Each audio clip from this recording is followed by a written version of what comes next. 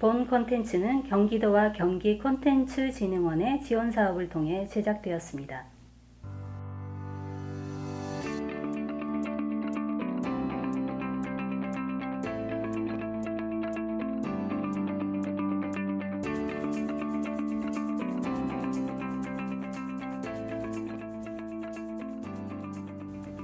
이 프로그램은 라디오를 통해 우리 동네 구석구석에 각자의 삶을 살아가는 시민들을 찾아가 이야기 나눠보는 시간으로 만들어갑니다. 시민들과 이야기 나눌 수 있는 기회를 만들고자 하는데요. 우리 주변의 생활 이야기를 친근하게 담아 많은 시민들과 공유하려고 합니다. 안녕하세요. DJ 정희 김정희입니다. 시민들이 생활 속에서 쉽게 접할 수 있도록 수원에서의 문화예술에 대한 이야기를 전할 텐데요. 수원인의 수원 사는 이야기, 정의와 문화예술 수다로 시작합니다. 수원에서 활동하고 있는 서양화가 김대준 작가님과 이야기 나눌 텐데요. 오늘 첫 번째 시간입니다. 오늘의 주제는 우리나라 최초의 여성 서양화가 나혜석의 삶을 통해 바라본 예술이라는 주제로 이야기 나눠보겠습니다. 김대준 작가님 만나 뵙겠습니다. 안녕하세요. 네, 안녕하세요. 김대준입니다. 네, 작가님 소개 간단하게 하고 시작할까요? 네. 저는 뭐 앞에서 소개해 주신 것처럼 수원 지역에서 활동하고 있는 서영화 작가입니다. 뭐 이렇게 오늘 주제가 나혜석과 관련된 얘기여서 특히나 제가 서영화를 전공하고 있고 수원에서 나혜석 관련된 미술 활동을 같이 하고 있는 부분에서 이렇게 적당한 얘기가 아닌가라는 생각도 해보면서 시작을 하면 되겠습니다. 네, 그러면 오늘 주제 나혜석의 삶을 통해 바라본 예술이라고 했는데요. 네. 어떤 이야기를 해주실지 한번 천천히 들어보도록 하겠습니다. 예. 어떤 이야기로 시작할까요? 수원 시민이라면은 적어도 한 번은 나혜석에 대한 부분을 아마 들어보셨을 거예요. 그렇죠. 그리고 저쪽에 인계동 옆에 가도 나혜석 거리라고 해서 젊은이들이 많이 이렇게 가무를 즐기는 그런 공간도 있고 있어서 네네. 저희들이 이제 그 예술인으로 봤을 때는 참 나혜석이라는 이름 거리와 다르게 네. 다른 색다른 문화가 되게 공존하고 있구나라고 하면서 좋게 바라보시는 분들도 있고 네네. 또 의미가 좀 바뀌어 있다라는 네. 지적을 하시는 분들도 계세요.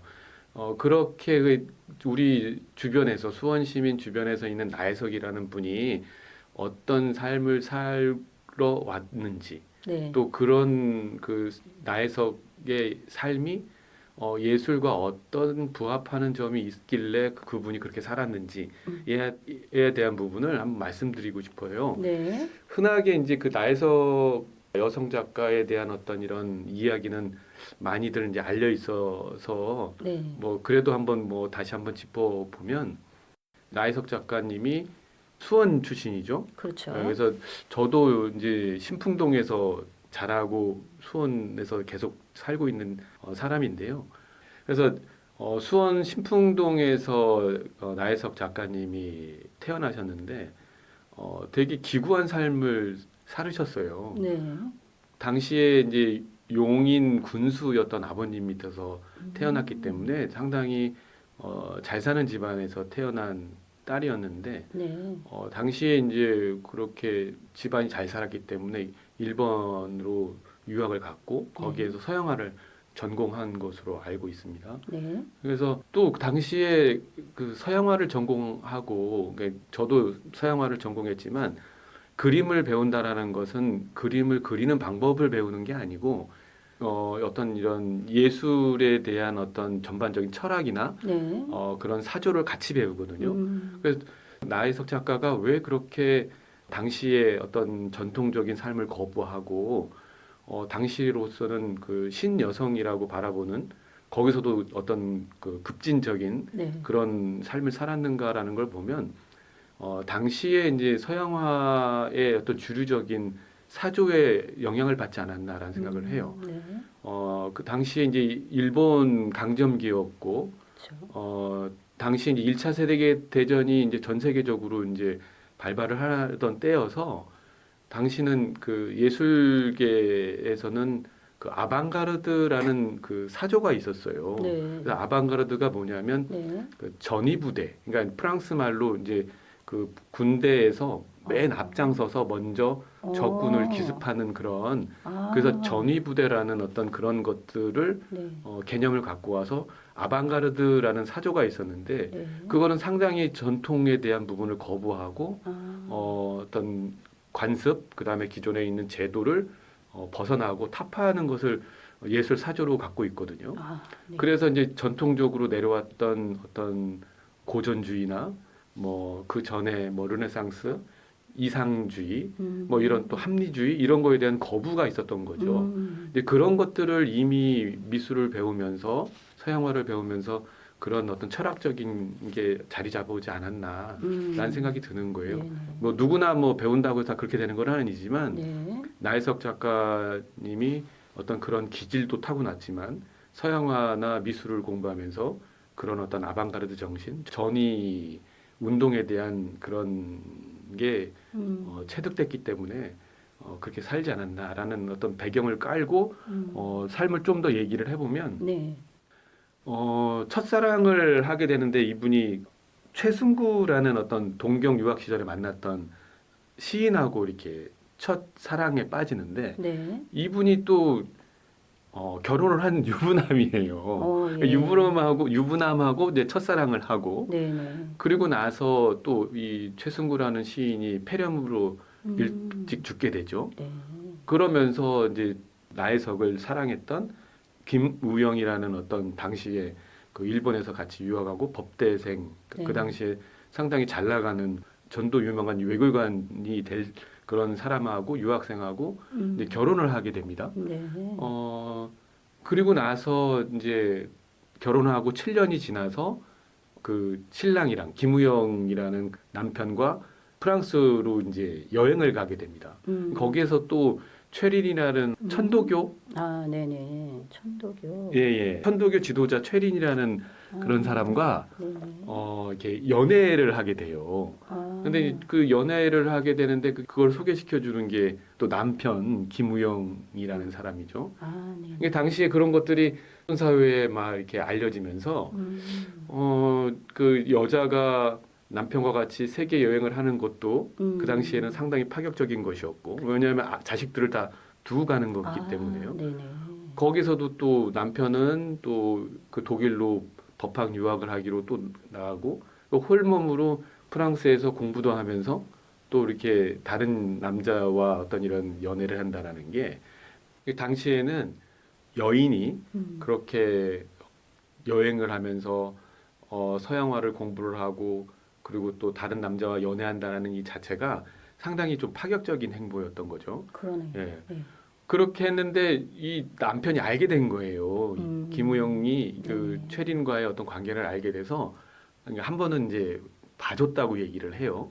예. 근데 이제 두 번째에 그렇게 해도 함에도 불구하고 계속 그 연애가 끊기지 않고 하다 보니까 나중에 결국은 이혼을 하게 되는 것이죠. 네. 그 이혼한 이후에 또 그 당시에도 이제 신여성이나 이런 신문물들이 근대화가 많이 진행돼서 여성이 이혼한다는 게 크게 문제가 되진 않았다고 해요. 그래요? 예. 의외인데요? 그렇죠. 지금보다 훨씬 그렇군요. 더 자유로운 어떤 이런 문화 개방들이 있다 보니까 네. 다만 이제 여성이 그렇게 이혼한 것이 내놓고 어떤 자랑할 일은 아니었던 거죠. 지금도 마찬가지지만. 네. 그런데 그것 때문에 나혜석이 불행하게 된 건 아니고 네.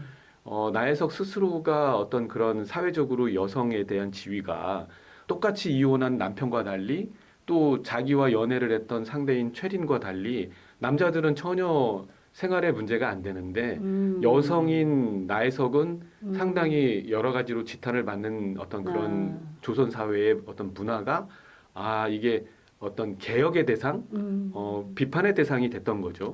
네. 그거는 아까 초반에 말씀드린 것처럼 서양 미술에 대한 그 당시의 사조, 그러니까 아방가르드 정신이나 이런 부분에서도 전통 사회에서의 어떤 개혁이 바로 우리나라에서는 그런 남성 우월주의에 대한 개혁이 당시에 필요했던 것이라고 생각했던 것 같아요. 그러면서 남성에 대한 전반적인 남성 사회에 대한 비판을 하게 되고 거기에 대한 이혼 고백서라는 것을 글을 실게 되고요. 예. 거기에 대해서 또 최린은이라는 그 연애 상대한테는 네. 위자료 청구 소송을 하게 돼서 그런 부분에서 많이 이제 음. 본격적으로 사회에 대한 비판의 목소리가 커지면서 안티가 엄청나게 생기게 됩니다. 아, 그 당시에. 예. 네네. 그래서 그 사회에서 이제 실질적으로 나혜석 작가가 힘들어진 게 그 사회에 대한 어떤 그런 저항, 이혼 고백서라는 그 다음에 어떤 위자료 청구 소송 이런 걸 통해서 세상에 많이 알려지면서 당시에 나혜석은 여성 운동의 어떤 전위적인 운동을 했음에도 불구하고 당시 사회에서는 상당히 매몰차게 매도되거나 소외됐던 것이죠. 네네. 그래서 나중에는 행렬병자로 해서 죽게 되죠. 네. 비참하게 죽게 됩니다. 네네. 그래서 그런 것들을 봤을 때 나혜석이라는 작가가 당시에 예술을 통해서 말하고자 했던 것, 또 문학으로 해서 글로서 말하고자 했던 것이 당시 사회가 갖고 있었던 그 이상주의, 합리주의, 남성은 이래야 돼, 또 여성은 이래야 돼라고 하는 어떤 그런 합리주의가 팽배했었거든요. 그런 것들이 사실은 나의 합리성, 나의 이성이 과연 누구를 행복하게 해주었느냐라는 것이 당시에 말했던 어떤 그런 사조였기 때문에 지금도 이제 그게 현대 철학에서 넘어와서 이상주의거나 합리성, 그러니까 나에 대한 내 말이 맞아. 뭐 누구는 이래야 돼. 뭐 이런 것들이 많이 없어지고 다양성을 인정하는 사회가 됐잖아요. 네. 이제 그런 것들을 어떻게 보면 나혜석이라는 그 당시 1900년대에 21세기 초반에 살았던 그분이 네. 먼저 그런 울림과 외침을 했기 때문에 네. 현대인들이 이렇게 자유롭고 다양한 문화를 받아들일 수 있는 기초를 다졌다고 토대를 다졌다고 보는 거죠. 네네. 그런 것들이 나혜석이 우리한테 말해주는 진정한 목소리가 아닌가라는 생각을 합니다. 네네. 나혜석 작가의 이제 일생에 대해서 이야기를 쭉 해주셨는데요. 그러면 같은 서양 화가로서는 나혜석 작가의 작품이나 이런 거에 네. 대해서는 또 어떻게 생각하시는 게 있나요? 그 안타깝게도 나혜석 작가의 작품이 그렇게 많이 전해지지는 않더라고요. 네. 나혜석 작가의 작품이 전부 다 이게 불에 타서 없어질 때가 있었나 봐요. 아, 예, 그래서 네네. 수원에서 나혜석 작가에 대한 작품을 많이 이렇게 소장하려고 하는데 몇 작품이 없는 걸로 알고 있어요. 네네.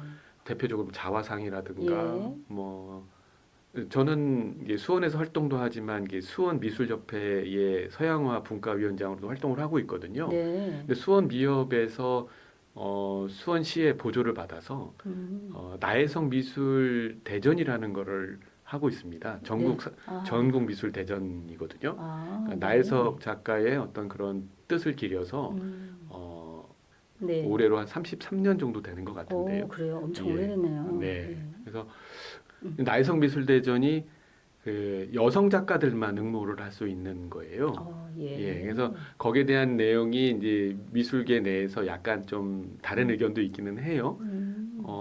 나혜석이 남녀의 평등, 여성주의가 아닌 네. 남성주의가 아닌 네. 남성과 여성을 동등한 입장에서 보자라는 어떤 그런 시각을 갖고 있었는데 네. 수원에서 그 치러지고 있는 나혜석 미술 대전이 여성 작가들만 참여할 수 있는 그런 미술 대전이다 보니까 예. 한편에서는 나혜석이라는 작가가 여성이기 때문에 여성 작가의 어떤 그 미술계의 진출을 더 도모하기 위해서 여성만 참가하는 게 맞다라고 이렇게 주장하시는 분들도 계시고 한편으로는 또 나혜석 작가의 기본적인 이념을 비추어 볼 때 남성과 여성을 가리지 않고 다 이렇게 공모하는 게 맞다라고 이렇게 얘기하시는 분들도 있어요. 그래서 저한테 혹시 묻는다면 저는 후자. 그래요? 한 표를.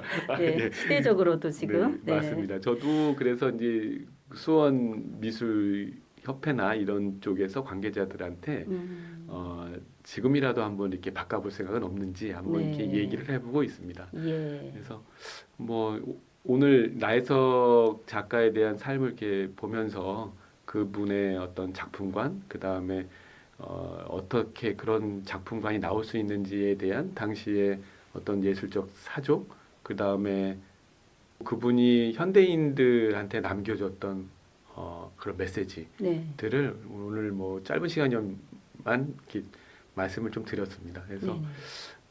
수원이 자랑할 만한 분이죠. 나혜석은요. 네. 그래서 우리 시민 여러분들께서도 나혜석을 조금 더 좀 깊게 한번 이렇게 돌아봐 주는 시간이 되면 좋겠다라는 생각으로 어설프지만 말씀을 좀 드렸습니다. 네. 관심을 갖는데 충분히 네, 네. 시초가 될 것 같습니다. 예, 예. 네. 또 편안하게 일생을 쭉 얘기해 주셔가지고요. 예. 네, 시민들이 좀 쉽게 접근할 수 있을 것 같습니다. 네. 더 하실 말씀은 없으실까요? 네. 네, 이렇게 마무리할까요? 아, 네. 네. 수원에서 활동하고 있는 서양화가 김대준 작가님과 오늘 첫 번째 문화예술 관련한 수다 주제로요. 우리나라 최초의 여성 서양화가 나혜석의 삶을 통해 바라본 예술로 이야기 나눠보았습니다. 네, 급 마무리하는 분위기이긴 한데요. 네, 첫 번째 시간이라 이렇게 좀 마무리해 보도록 할까 합니다.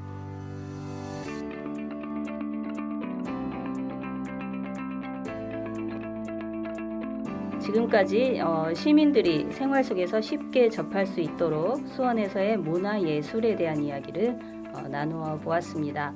김대준 작가님, 네. 오늘도 이야기 감사합니다. 네, 고맙습니다. 네, 수원인의 수원 사는 이야기 정희화의 문화예술 수다였습니다.